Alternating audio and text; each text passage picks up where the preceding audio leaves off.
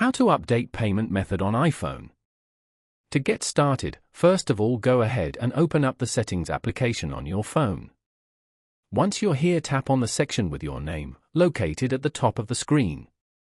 This will lead you to your Apple account page. Then, find and tap on Payment and Shipping. This will open up a section where you can view your current payment method and billing address. Tap on Add Payment Method. It will open up the Add Payment page. From here you can now add a new credit or debit card or even add a PayPal account. Tap Done to save it. Alternatively, you can go back to the Settings page. Scroll down, find and tap on Wallet. Here, you can add a new card by tapping on Add Card. Following these steps, you can easily update your payment method on an iPhone. Thank you for watching.